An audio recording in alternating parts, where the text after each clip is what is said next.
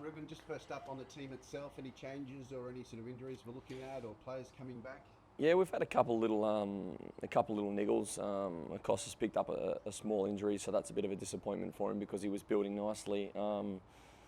Yeah, a couple of other boys, not quite in the fray that we missed from round one. Haven't quite recovered enough yet, but we've got plenty of fit bodies there and some young guys that are definitely hungry for opportunity. So we're going to put out a strong team for sure. So Costa's going to be out, is he? Yeah, he'll be out definitely this week. Yeah. Old mate who was name just eludes me, who was red carded in the other competitions. Is he back? Brownie, yeah, Brownie's back in the fray, so it's nice to have him. Obviously, gives us some natural balance, and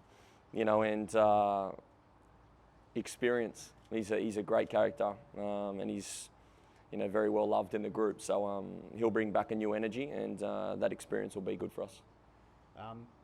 Football early season often brings some remarkable results. No one knows that better than yourself. This time last year, Sydney left here with a 3-0 defeat. Does that give you guys some rightful confidence again coming in and trying to repeat the dose? Yeah, for sure. Look, every team, I've been in the A-League a long time, every team's beatable, and this year's no different. You can see already there's been some up and down results for teams and some, it's very hard to predict. We're not too focused on the opposition, to be honest. We're very focused on ourselves. Round one, we probably didn't play as well as we'd like to. In that environment over there, I think a few of our boys, found it a little bit difficult at times. But we need to be better. So the focus for us is on ourselves. We're at home. We're at Suncorp. We've got amazing supporters, very loyal, very passionate, and we want to get on the front foot for those guys and get the result. Give that opening round loss, put into perspective of the massive, environment that was over there, the fact that they also went and knocked out Sydney. Hey, you're playing them. Yeah, I said it after the game. I think a lot of teams will find it a difficult trip, for a few reasons. Obviously, there's a lot of hype and a lot of buzz around the new club, Auckland, also because of the spend. They've spent big, and it's playing for everyone to see. So their squad's very strong and a lot of depth.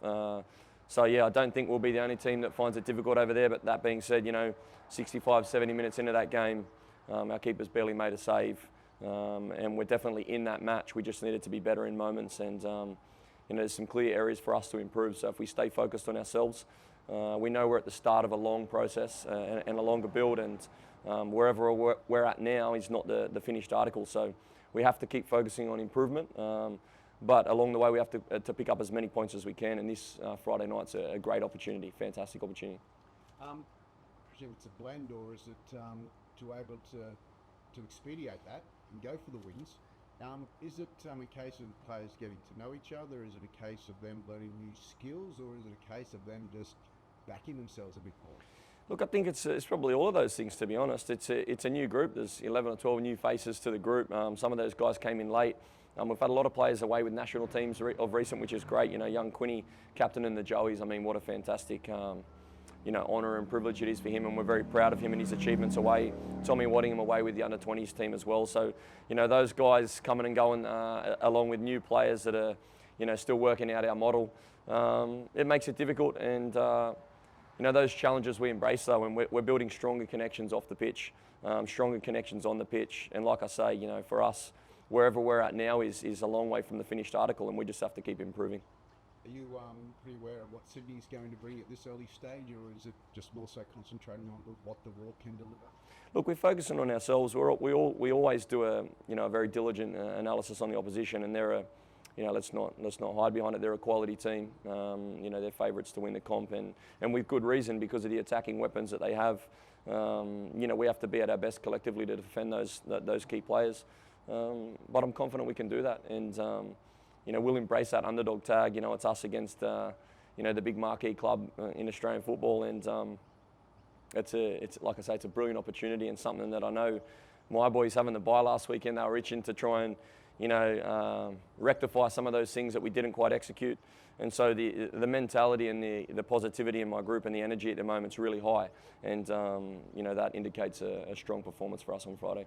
How much of a crucial, let's talk about Macklin right now, how much of a crucial component is he to the team coming into this season, I suppose, with a lot of confidence from last year too? Yeah, Macklin's, what a great person first and foremost. He really, he's a really like a key driver of the culture and the the type of environment we want to create here. He's got a high ceiling on his game. I don't think he's anywhere near his best yet, but he's so hungry to improve. And he's a real leader. He's really growing in as a leader on the pitch and off the pitch. And we've also worked long and hard on trying to create a real clear identity for Macklin to bring out his strengths. And we want to innovate with that position a little bit. So again, that takes time. But he's sinking his teeth into that process. And we expect a strong performance from him on Friday. So he's mentioned when asked the question about what's he working on, he said, look, he's been working on building that command of the box. How's he going with that? Yeah, look, it's for a young goalkeeper. Like goalkeepers peak a lot later than field players, and that's why you often see goalkeepers in the number one position at an elder age. I think Macklin's got there pretty early, and I think his best years are still ahead of him, which is great.